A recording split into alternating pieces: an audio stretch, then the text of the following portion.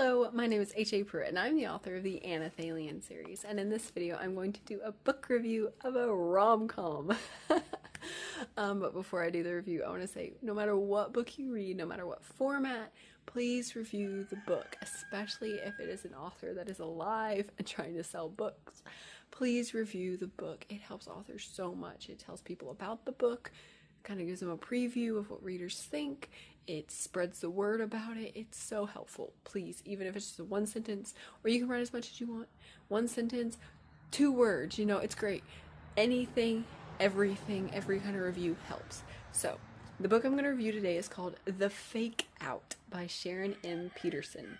So the audience is adult. The genre is rom-com. And if you watch my channel, I'm not super into comedies, but my husband has Audible. And so every now and then he's like, I don't find anything I want, I've got an extra credit if you want to look around. And I've seen Sharon M. Peterson on Instagram a lot, and she is so funny. She's so funny. Everything she does is funny. Everything she does is funny. And so I was like, I kind of want to read one of her books, even though I don't like romance. I do like comedy, and I like her, so I thought I'd check out her book. So my summary of The Fake Out by Sharon M. Peterson is: Maybell Sampson is a librarian in a small town. The budget for the library keeps shrinking and her mother's health bills keep coming, but she is handling it all because she has taken care of everything on her own her whole life. When May finds a football superstar sleeping in her library, though, a crazy downpour of events, including a fake engagement with the football superstar, leads to her wondering, how can this be my life, and how to handle it all. So you've got kind of, I don't know if it's a trope, you've got kind of the trope of her being like, I can handle everything, and I don't need anyone to help me, and I can do this, I can do it on my own, and her really struggling to do it on her own.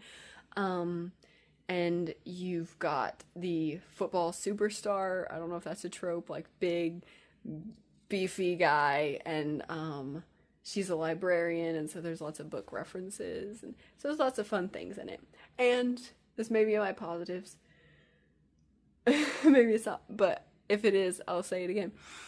I love in a romance book, usually my favorite part of a romance book is the crazy best friend, and May indeed has a crazy best friend, okay? She is so fun, so much fun.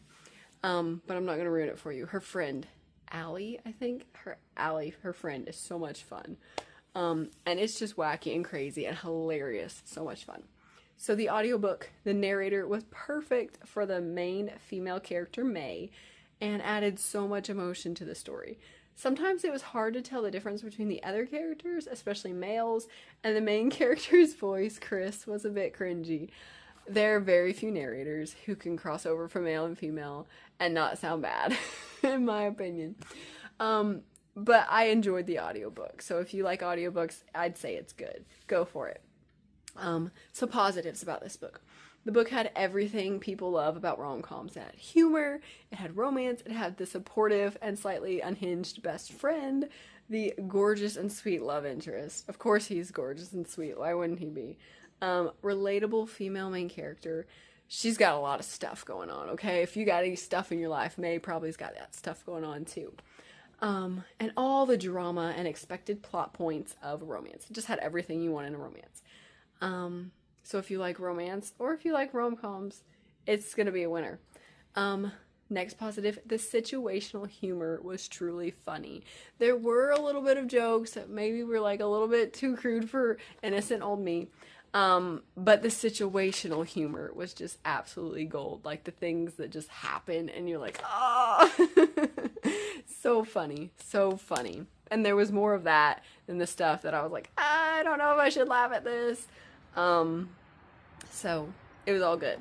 The next positive, the voice of May, her character, not just the literal narrator voice, her voice, whether you read it paperback or whatever, the voice was so grumpy and sassy, but realistic and caring, that she is lovable and entertaining. So from the very first page, you just love May, and you love to go on this whole crazy thing with her.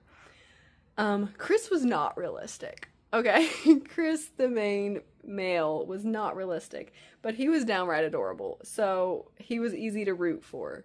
Okay, he was like perfect. It's just really easy to be like, go Chris, go! Get her back! Next positive, May had a real and relatable problem and a flaw that she had to overcome. If you hadn't guessed it from my summary, she thinks she can do it all herself. That's what it is. Very realistic for anybody. I want to do it myself. From toddlers to elderly people. Everybody wants to do it themselves and be strong and independent. But we need others. And May worked through that. And the last positive, the romance never went too far. I appreciated that. Thank you. The book was, I can't think of the word. It was not spicy. It was not spicy. There were no sex scenes.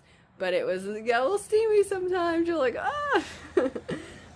But it was funny and fun. Funny and fun, steamy. Okay? Whatever that means. You'll have to read it and find out. So the negatives, there was quite a bit of cursing, which I don't care for. But everybody has their own cursing level of books.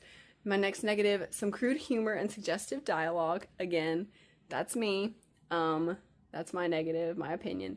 Next, and the last negative, when the book had about 40 minutes left, the action and the plot slowed down to the point I lost interest. I can't explain why the plot slowed down because of spoilers, but it didn't have to be so drawn out to make the point.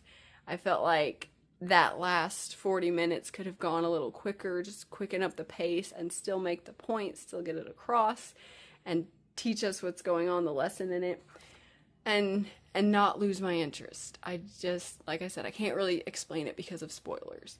But overall, this book was really fun and really funny, and I definitely recommend it. If you love romance, if you love rom-coms, you probably won't find much at all wrong with it. And that is my losing my words. That is my book review of The Fake Out by Sharon M. Peterson. Even if you don't want to read the book, follow her on Instagram. Like, it is so worth it. She is so funny. I like, whenever I see one of her videos, I like stop and I'm like, okay, what do we have today? What story are you going to tell me today? She has so many funny stories to tell, and she is just funny. And how she markets her book is hilarious. And so I can't help but seeing them all. And she has several out. Several rom-coms, and they all sound so funny. This is the only one I've read, but they all sound so funny. So check her out, and read The Fake Out if that sounded like a really fun rom-com to you. So please comment on this video, please like it, share it with your friends, do all the YouTube things, and thank you for watching. Bye! Kept my hair over my shoulder the whole time.